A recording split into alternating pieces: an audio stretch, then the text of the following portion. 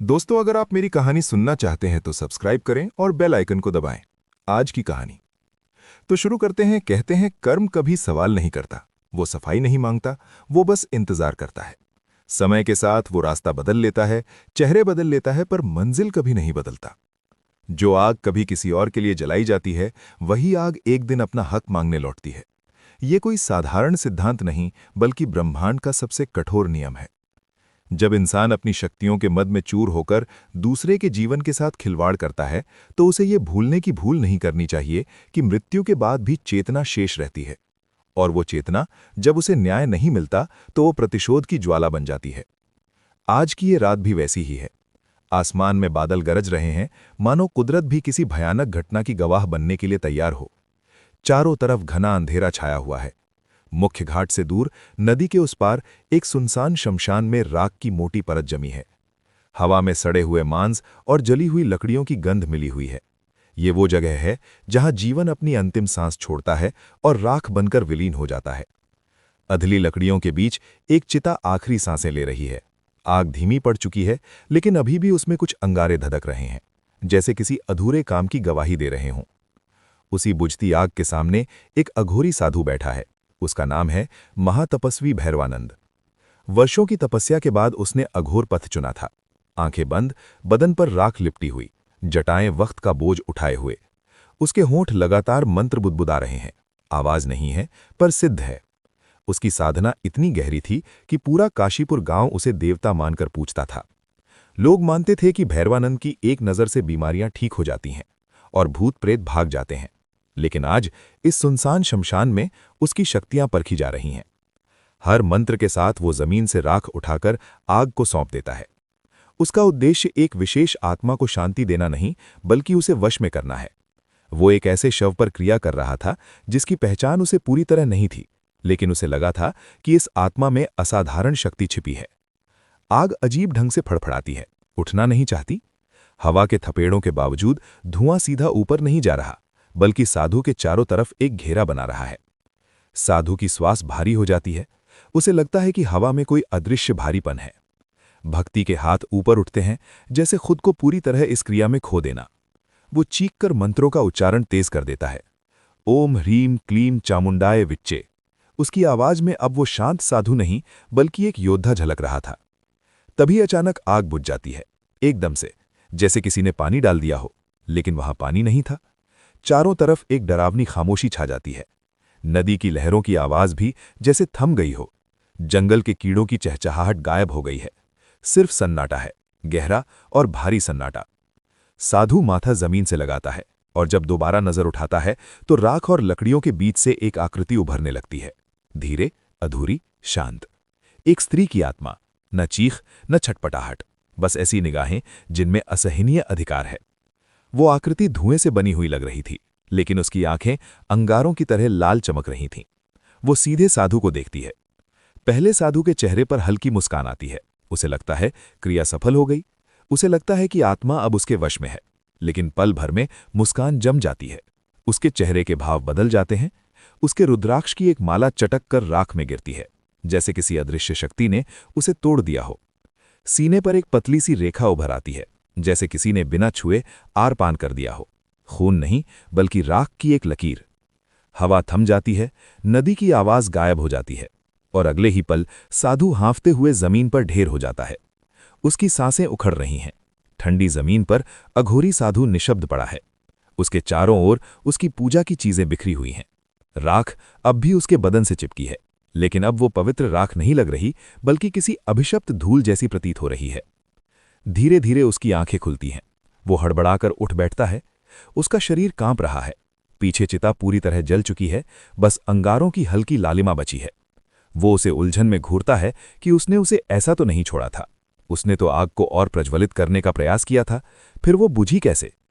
उसके बाद वो चारों तरफ नजर दौड़ाता है, उस आत्मा को ढूंढता है, लेकिन वो कहीं नहीं है। अंधेरा और भी गहरा हो गया है। चांद बादलों के पीछे छिप गया है। वो फिर से मंत्र जपने की कोशिश करता है। होठ हिलते हैं, पर कोई आवाज नहीं आती। उसका गला जैसे रुंध गया हो। आग में कोई हलचल नहीं है। हवा भी जैसे बेपरवाह खड़ी है। पहली बार उसकी आंखों में डर उतर आता है। वो भैरवानंद, जिसने कभी काले जादू से नहीं डरा, आज कांप रहा था। बिना एक शब्द बोले वो अपनी चीजें समेटता है। उसके हाथ कांप रहे हैं, इसलिए वो अपनी थैली को बांधने में कई बार चूक जाता है। वो शमशान से बाहर निकल जाता है, उस अंधेरी पगडंडी पर जो जंगल की ओर जाती है। उसके पीछे राख की परत हल्के से सरकती है, मानो कोई अनदेखी चीज अब जाकर आजाद हुई हो। उसके कदमों की आवाज सन्नाटे में गूंज रही थी, लेकिन उसे लग रहा था कि उसके कदमों की आवाज के साथ कोई दूसरी आवाज भी है, जैसे कोई उसके पीछे चल रहा हो। वो रुकता है, पीछे मुड़कर देखता है, लेकिन वहां कोई नहीं है, सिर्फ सूखे पत्ते हवा से उड़ रहे हैं। वो तेजी से चलने लगता है। अघोरी साधु जब अपने आश्रम लौटता है तो वहां गांव वालों की भीड़ जमा मिलती है। आश्रम काशीपुर गांव के किनारे बना हुआ था, एक पुराने बरगद के पेड़ के नीचे। रात के अंधेरे में मशालों की रोशनी टिमटिमा रही थी। लोग डरे हुए थे। भैरवानंद को देखते ही भीड़ में सरसराहट हुई। वो सबको सख्ती से हटाता है। उसकी आवाज में अब वो पहले जैसा तेज नहीं था, बल्कि एक थकान थी। पीछे हट जाओ सब, वो चिल्लाया। भीतर कदम रखते ही वो ठिठक जाता है। रात की आंधी ने उसके आश्रम को कचरे के ढेर में बदल दिया है। चारों तरफ गंदगी, टूटी लकड़ियां और बिखरा हुआ सामान पड़ा है। जिन चीजों को उसने सालों की साधना के बाद जुटाया था, वो सब मिट्टी में मिल चुकी हैं। शास्त्रों की पुस्तकें फटी पड़ी हैं, उनके पन्ने कीचड़ में सने हुए हैं। मूर्तियां खंडित पड़ी हैं। भैरव की मूर्ति का सिर धड़ से अलग होकर कोने में पड़ा है। उस जगह पर कहीं भी दया या पवित्रता का कोई निशान नहीं बचा है। ऐसा लगता है जैसे किसी ने जानबूझकर उसकी आस्था और तपस्या को कुचल दिया हो। दीवारों पर अजीब से निशान थे, जैसे किसी ने नाखूनों से खुरचकर कुछ लिखा हो, लेकिन वो भाषा किसी को समझ नहीं आ रही थी। महाराज जी, ये कैसे हो गया? भीड़ में से एक बुजुर्ग ने कांपती आवाज में पूछा। भैरवानंद ने गहरी सांस ली। उसने अपने वस्त्रों को ठीक किया। कोई बात नहीं, साधु के लिए सब राख समान होती है, उसने झूठा साहस जुटाते हुए कहा। पर महाराज जी, गांव का एक भी घर तस से मस नहीं हुआ। सर्दी की इतनी तेज आंधी थी, लेकिन पड़ोस की छप्पर भी नहीं हिली। पर आपका ही घर, एक और व्यक्ति ने कहा। पर भगवानों की मूर्ति को तो देखिए, क्या ये किसी खतरे की निशानी है? दूसरे ने जोड़ा। भैरवानंद का दिल जोर से धड़का। वो जानता था कि ये साधारण आंधी नहीं थी, ये कोई संकेत था, लेकिन वो गांव वालों के सामने अपना डर नहीं दिखा सकता था। भगवान सबका भला करेंगे, आप निश्चिंत रहिए। आप सब अपने घर को जाइए, मैं इसे देख लूंगा, उसने आदेश दिया। गांव वाले उसकी बात से सहमत होकर एक एक करके वहां से चले जाते हैं। उनकी आंखों में संदेह था। वो धीरे धीरे अंधेरे में ओझल हो जाते हैं। कुछ ही देर में अघोरी साधु पूरी तरह अकेला रह जाता है। वो चारों ओर फैली तबाही को चुपचाप देखता है। टूटी हुई चीजों और राख में बदले अपने आश्रम को निहारता है। फिर वो वहीं खड़ा होकर मंत्र जपने लगता है और धीरे से अपनी आंखें बंद कर लेता है। उस सन्नाटे में बस उसकी सांसों और अधूरी प्रार्थना की मौजूदगी रह जाती है। वो जानता था कि उसे अपनी रक्षा कवच को मजबूत करना होगा। अगली सुबह हुई, लेकिन आश्रम में रोशनी नहीं आई। बादल छाए रहे। अघोरी साधु हवन कुंड के पास बैठा मंत्र का उच्चारण कर रहा था। उसने रात भर जागकर अपने आश्रम की सफाई की थी, लेकिन वो टूटी मूर्तियों को फिर से जोड़ नहीं पाया था। मंत्र पूरा होते ही वो आदतन राख की एक चुटकी अग्नि में डालता है, लेकिन उसी पल आग बुझ जाती है। फिर से वो झटके से अपनी आंखें खोलता है। सामने खड़ी इस अनहोनी को देखकर उसकी सांस थमसी जाती है। ये क्या? ऐसा तो कभी नहीं हुआ। हवन कुंड में लकड़ियां ताजी थीं, घी भी शुद्ध था, फिर आग क्यों नहीं जल रही? नहीं, ये घोर अनर्थ है। उसके माथे पर पसीने की बूंदें आ गईं।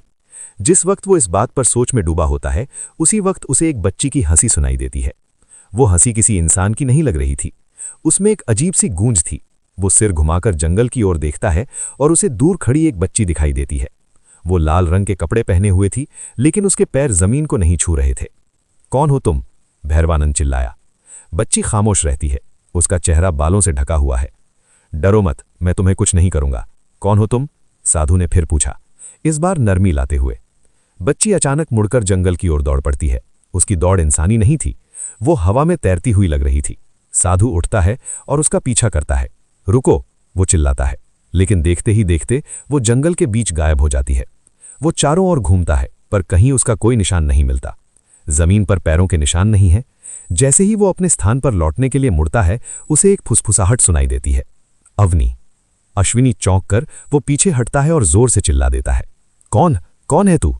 जंगल मानो उसके नाम से अनंत तक गूंजता रहा। हर दिशा से टकराकर लौटती रही। उस तीखी और बेचैन कर देने वाली आवाज को सहन न कर पाते हुए उसने अपने कान दबा लिए और डर से धड़कते हुए दिल के साथ जंगल से बाहर भागा। उसे लगा कि पेड़ की शाखाएं उसे पकड़ने के लिए बढ़ रही हैं, पत्ते उसकी ओर इशारा कर रहे हैं। वो बिना रुके अपने आश्रम तक पहुंचा और दरवाजा बंद कर लिया। कुछ दिनों बाद भैरवानंद को एक अजीब सी बेचैनी हुई। उसे लगा कि उसे उस शमशान में वापस जाना चाहिए। उसे उस चिता के पास जाना चाहिए जहां उसने वो क्रिया की थी। अघोरी साधु अंतिम संस्कार के घाट पहुंचता है और उसकी नज़र उस लकड़ी के बोर्ड पर पड़ती है जिस पर हाल ही में उसी जगह पर दाह संस्कार किए गए लोगों के नाम लिखे हैं। वो बोर्ड पुराना और जर्जर था, उसी जगह पर जहां उसकी ध्यान साधना भंग हुई थी। जैसे ही वो नामों को पढ़ता है उसे एहसास होता है कि जिस शव को वो जगा रहा था वो एक किन्नर थी। नाम था अवनी, लेकिन नीचे एक और नाम खुदा हुआ था, मोहिनी। एक लहर सी उलझन उसके मन में फैल जाती है। अगर ये महिला अवनी थी तो मोहिनी कौन थी, या शायद दोनों एक ही थीं? ये सवाल उसके मन को घेर लेता है। उसे याद आया कि जब वो मंत्र पढ़ रहा था तो उसे लगा था कि शव के कपड़ों में कुछ अलग था। रंग बहुत चमकीला था, लेकिन अंधेरे में उसने ध्यान नहीं दिया था। वो उलझन में वहां से पलटकर चल देता है और पीछे रह जाता है बस रहस्य से भरा वो लकड़ी का बोर्ड। वो शास्त्र निकालता है और पढ़ना शुरू करता है। ये शास्त्र बहुत प्राचीन थे, उनमें आत्माओं को वश में करने के उपाय लिखे थे, लेकिन साथ ही चेतावनियां भी थीं। जो आत्मा अन्याय से मरी हो उसे वश में करना मृत्यु को निमंत्रण देना है। ये पंक्ति पढ़ते ही उसके हाथ से किताब छूट गई। जैसे ही वो पन्नों को ध्यान से देखता है, गांव से उसका शिष्य रघु दरवाजे पर प्रकट होता है। रघु उसका सबसे वफादार शिष्य था, लेकिन आज उसके चेहरे पर भी एक अजीब सी घबराहट थी। महाराज जी, आओ रघु, आज यहाँ कैसे आना हुआ? भैरवानंद ने पूछा।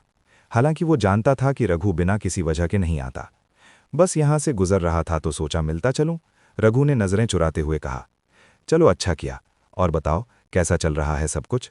सब अच्छा चल रहा है महाराज जी। गांव में एक छोटा सा कार्यक्रम रखा है मैंने। अगर आप वहां आएंगे तो मुझे बहुत अच्छा लगेगा। बिल्कुल, किस चीज़ का कार्यक्रम है? बस मेरी छोटी बहन की शादी तय हो गई है तो उसी खुशी में। आप जरूर आकर अपना आशीर्वाद दीजिएगा। भैरवानंद को लगा कि वो मना कर दे, लेकिन शिष्य का अनुरोध था। हम अवश्य आएंगे। रघु सिर हिलाकर सहमति जताता है और चुपचाप वहां से चला जाता है। जाते समय उसने एक बार पीछे मुड़कर देखा, जैसे वो कुछ कहना चाहता हो, लेकिन कह नहीं पाया। शास्त्र वहीं पड़े रह जाते हैं, हवा से पन्ने पलट रहे थे। अघोरी साधु रघु की बहन के समारोह में बैठा था, जहां गांव वाले इकट्ठा होकर खुशियां मना रहे थे। काशीपुर गांव के बीचों बीच एक बड़ा पंडाल लगा था। रंग बिरंगी रोशनियां जगमगा रही थीं, ढोल नगाड़े की आवाजें गूंज रही थीं। वो भीड़ से अलग बैठा चुपचाप सब देख रहा था। उसने अपना आसन भीड़ से थोड़ा दूर बनाया था। मंच पर एक छोटी लड़की गाना गा रही थी। उसकी आवाज नाजुक लेकिन आकर्षक थी। साधु ध्यान से उसे देख रहा था। लड़की के कपड़े लाल रंग के थे, वही लाल रंग जो उसने जंगल में उस बच्ची पर देखा था। अचानक उसे अजीब महसूस हुआ। समारोह की हंसी खुशी की आवाजें जैसे दूर हो गईं और चारों ओर अंधेरा उतर आया। उसे लगा कि पंडाल के बाहर घना जंगल है। चुप्पी में उसे हल्की ताली की आवाज सुनाई दी, अजीब तरह की, जैसे किन्नरों की ताली हो। उसकी आंखें फैल गईं, दिल तेजी से धड़कने लगा और देखता है कि असल में ये गांव वाले हैं जो लड़की की प्रस्तुति पर ताली बजा रहे थे। लेकिन उसे तालियों की आवाज में एक अलग ही लय सुनाई दे रही थी। थोड़ा सा डर उसके मन में बैठ गया था और वो तुरंत वहां से निकलना चाहता था। तभी वो देखता है कि उसके पास स्टील की काउंटर पर एक किन्नर की आत्मा खड़ी है और वो धीरे धीरे ताली बजा रही है। उसका चेहरा विकृत था, आंखें नहीं थीं, सिर्फ काले गड्ढे थे। डर के मारे वो मुड़ा, लेकिन वहां कोई नहीं था। जब वो फिर काउंटर की ओर देखता है तो इस बार आत्मा गायब हो चुकी थी। ये जानकर कि कुछ असामान्य हो रहा है, उसने देर नहीं की और वहां से भाग गया। लोग उसे जाते हुए देख रहे थे, लेकिन उन्हें लगा कि शायद महाराज जी को कोई जरूरी काम है। डर अब उसकी सोच पर भारी हो गया था। साधु जंगल में दौड़ता रहा। उसका मन यादों की उलझन में घिरा हुआ था। उसे सब कुछ याद आने लगा था, वो सब कुछ जो वो भूलना चाहता था। तभी उसके सामने अचानक एक झलक के रूप में पुरानी यादें उभरने लगी। ये कोई साधारण यादें नहीं थीं, बल्कि वे सच्चाइयां थीं जिन्हें उसने दबा दिया था। अवनी, जो एक किन्नरों के समूह द्वारा प्यार और मार्गदर्शन के साथ पाली गई थी, वो कोई साधारण किन्नर नहीं थी। उसमें संगीत का अद्भुत हुनर था। मंच पर खड़ी होकर अपनी सुरीली आवाज में गीत गा रही थी। वो गांव वालों को अंधविश्वास पर विश्वास न करने और सभी धर्मों का समान आदर करने की शिक्षा देती थी। उसकी आवाज में इतना जादू था कि लोग मंत्रमुग्ध होकर उसे सुनते थे। लेकिन कुछ लोग उसे पसंद नहीं करते थे, खासकर धर्म के ठेकेदार बनने वाले साधु। आप लोगों को ऐसे ही अंधविश्वास को बढ़ावा नहीं देना चाहिए। भगवान सबके होते हैं, उनके लिए हम सब की आराधना बराबर है, अवनी ने एक बार सभा में कहा था। साधु समाज उसकी प्रभावशाली उपस्थिति और जागरूकता से क्रोधित था। उसे लगा कि ये किन्नर उनकी प्रतिष्ठा के लिए खतरा बन रही है। धीरे धीरे अफवाहें फैलने लगीं कि अवनी दायन है, कि वो जादू टोना करती है। गांव वाले जो कल तक उसके गीत सुनते थे, आज उससे डरने लगे। अंधविश्वास की आग इतनी तेजी से फैली कि किसी ने सच जानने की कोशिश नहीं की। अंत में अवनी को डायन कहकर गांव वालों ने गहरी जंगल में खींच लिया। उसे जंजीरों में बांधकर साधुओं के घेरे के बीच बैठाया गया, जो मंत्रोच्चारण में व्यस्त थे। भैरवानंद उस समय वहां मौजूद था। वो सबसे आगे खड़ा था। किन्नरों की मिन्नतें और अवनी की प्रार्थनाएं बेअसर रहीं। उन्होंने कहा कि वो केवल गाना गाती है, उसने किसी का बुरा नहीं किया, लेकिन भीड़ को खून चाहिए था। एक साधु ने बिना किसी दया के जलते हुए चंदन के टुकड़े से उसे आग के हवाले कर दिया। अवनी की चीखें आज भी भैरवानंद के कानों में गूंजती हैं। किन्नर क्रोध में तालियां बजाने लगती है। उसकी आवाज़ जंगल में गूंजती है और वो गांव वालों और साधुओं को श्राप देती है। तुम लोगों ने मेरी बच्ची की हत्या की है। ये किन्नर का श्राप इस गांव को निगल जाएगा, सब कुछ खत्म कर देगा। जो आग तुमने जलाई वही तुम्हें जलाएगी। वर्तमान में रघु तनाव और चिंता में अपने पिता के पास गया और उन्हें पूरी बात समझाई। पापा, मंडप के बाहर एक बड़ा शॉर्ट सर्किट हो गया। तारें अपने आप जल रही हैं। जैसे ही उसके पिता उसकी ओर मुड़ते हैं और कुछ कहने ही वाले थे कि तभी अचानक एक भयंकर विस्फोट पूरे क्षेत्र को एक ही दम में अपनी भयानक आग में घेर लेता है। ये वही जगह थी जहां शादी का कार्यक्रम चल रहा था। आग इतनी तेजी से फैली कि लोग भागने का मौका भी न पाए। चीखें और पुकारें गूंज उठीं। साधु दूर से विस्फोट को देखता रहा। वो जंगल के किनारे खड़ा था। उसकी आंखों में आंसू भर आए। ये उसका डर था जो सच हो रहा था। डर के मारे वो पलटकर भागने लगा। उसे लगा कि वो आश्रम में सुरक्षित होगा, लेकिन भाग्य का खेल कुछ और ही था। तभी उसकी राह में अवनी की आत्मा प्रकट हो जाती है। इस बार वो बच्ची के रूप में नहीं थी, बल्कि अपने असली रूप में थी। एक किन्नर का रूप, लेकिन चेहरे पर एक दिव्य तेज था। उसे देखकर वो घुटनों पर गिर जाता है, कांपते हुए दया की भीख मांगने लगता है। श्यामा देवी, मुझसे बहुत बड़ी भूल हो गई। हमने जो किया वो गलत था। हम इस हत्या के प्रायश्चित के लिए तैयार हैं। भैरवानंद रो रहा था। अवनी की आत्मा शांत हो गई। उसके चेहरे पर जीत की हल्की मुस्कान उभर आई, लेकिन यह मुस्कान दया की नहीं, प्रतिशोध की थी। अपने हाथ उठाकर उसने साधु को हवा में उठा लिया। भैरवानंद का शरीर हवा में लटक गया। उसे उसी जगह की ओर खींचा जा रहा था जहां अवनी का अंतिम संस्कार हुआ था। जैसे ही वो बेबस हवा में खींचा जा रहा था, उसके शरीर से रुद्राक्ष की माला की मोतियां एक एक करके गिरने लगीं। जैसे जैसे वो मोती गिर रहे थे, उसकी शक्तियां कमजोर हो रही थीं। अंतिम रुद्राक्ष की माला शमशान के द्वार के ठीक सामने आ गिरी। एक भयानक ताकत के साथ अवनी ने उसे हवा में फेंका और वो साधु सीधे उसी जगह पर गिरा जहां उसका दाह संस्कार हुआ था। जमीन अभी भी गर्म थी, राख अभी भी गर्म थी। बाकी सभी किन्नर वहां एक घेरा बनाकर खड़े थे। वे सब अवनी के साथ आए थे। उनकी आंखों में आंसू थे, लेकिन चेहरे पर क्रोध। उनमें से एक ने उसी चंदन की लकड़ी के टुकड़े को जलते हुए आगे बढ़ाया। ये वही लकड़ी थी जिससे अवनी को जलाया गया था। अवनी उसे साधु की ओर उठाती है और साधु कांपते हुए दया की भीख मांगता है। नहीं नहीं नहीं, मुझे माफ कर दो। मैं तपस्या करूंगा, मैं प्रायश्चित करूंगा। अवनी ने कुछ नहीं कहा। उसने केवल अपनी उंगली से इशारा किया। जलती हुई अग्नि साधु पर गिरा देती है। आग जैसे साधु के शरीर से चिपक गई हो। वो बुझ नहीं रही थी। वो पूरी तरह जल उठता है। उसके चीखते स्वर हवा में गूंजते हैं। ये चीखें वही थीं जो अवनी ने मरते वक्त निकाली थीं। कर्म का चक्र पूरा हो गया था। अचानक उस दृश्य के साथ जुड़ जाते हैं जिसमें बेरहमी से उन्होंने अवनी को जलाया था। दोनों दृश्य एक हो गए। अतीत और वर्तमान का भेद मिट गया। आग सब कुछ खा गई। सुबह हुई तो शमशान में सन्नाटा था। राख के ढेर के ऊपर सिर्फ 2 रुद्राक्ष के मोती बचे थे। गांव वाले जब वहां पहुंचे तो उन्हें वहां कोई शव नहीं मिला, सिर्फ राख थी। कहते हैं कि उस दिन के बाद काशीपुर गांव में कभी कोई शादी नहीं हुई। लोग डर के मारे गांव छोड़कर चले गए। शमशान फिर से सुनसान हो गया। लेकिन रात के समय जब हवा चलती है तो लोगों को वहां से तालियों की आवाज सुनाई देती है, और कभी कभी एक साधु की चीख भी। कर्म का कानून किसी को नहीं छोड़ता, चाहे वो कितना भी शक्तिशाली क्यों ना हो। अवनी की आत्मा को शांति मिल गई, लेकिन उसकी शांति की कीमत बहुत भारी थी। जंगल के पेड़ आज भी उस कहानी को अपनी पत्तों में कैद किए हुए हैं, और नदी की लहरें उस रात की गवाही देती हैं जब आग ने अपना हक मांगा था। आपको ये कहानी कैसी लगी? कमेंट बॉक्स में ज़रूर बताइएगा, और हर हर महादेव लिखना मत भूलिएगा, और मेरे चैनल को सब्सक्राइब करना भी न भूलें। तो मिलते हैं अगली कहानी में। तब तक के लिए जय माता दी, हर हर महादेव।